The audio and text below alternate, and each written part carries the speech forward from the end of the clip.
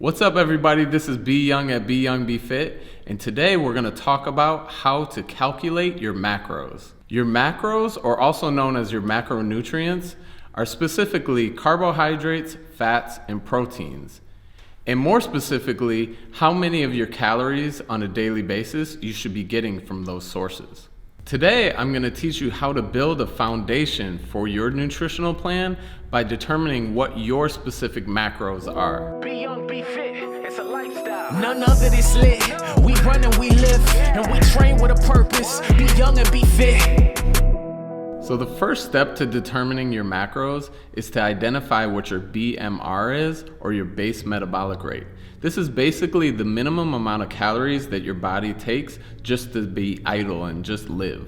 So I'm going to figure out what my BMR is, and it's easy because all I'm going to do is just Google BMR calculator, and lots of options are going to come up, but basically you're just going to enter in your height and your weight and your age, and it's going to give us a starting point. This starting number is going to help us calculate our macros. So my starting point, my BMR, is 2,074 calories. So the second step to determining your macros is to factor in your activity level. Now there's a couple different equations that you can use. I particularly like to use the Harris-Benedict equation.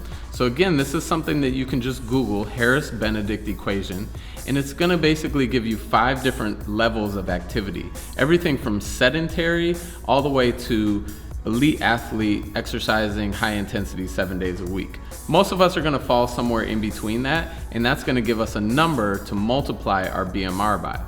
So for me, I consider myself moderately active, which is exercising 3 to 5 days a week. So I'm going to multiply that 2,074 calories by 1.55. So as you can see, when I use the Harris-Benedict multiplier, my number now jumps to 3,214 calories. Now that is my new number for my daily caloric intake. The third step to determining your macros really depends on what your goals are. So if your goals are just to maintain your current weight, then you don't have to go any further. The number that we just figured out is your number going forward. But if you have any goals to lose weight or gain weight, then you're gonna need to create a deficit or a surplus.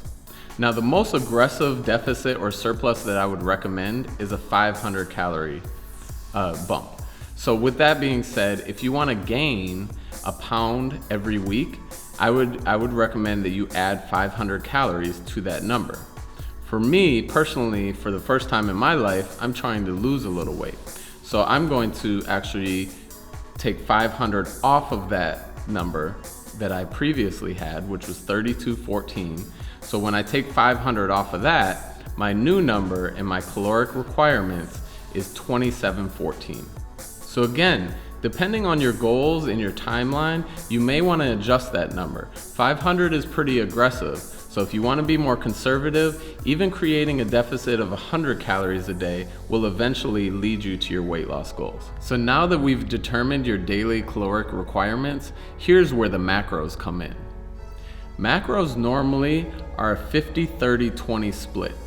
So normally 50% of your daily calories are going to come from carbohydrates, 30% will come from fat, and 20% will come from protein.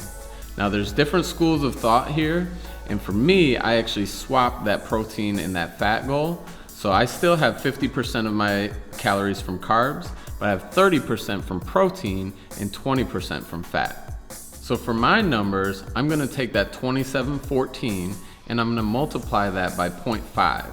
That's gonna give me 1,357. So in other words, 1,357 calories of my daily intake is going to be from carbs.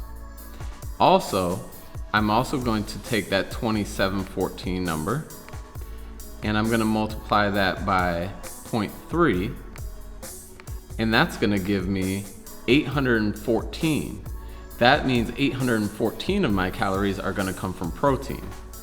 And then lastly, 2,714 times 0.2, and that's going to give me my fat goal of 542 calories coming from fat. Now, these numbers can get a little complicated, so here's where I really suggest that you use some of the really awesome online resources. My favorite is MyFitnessPal. MyFitnessPal has a huge catalog of foods that you can just type in. You can use the barcode and it's already got the nutritional information inputted in there. So all you need to do when you use one of these tools is input your macros that we just figured out, and it's gonna give you a tool that you can use every day.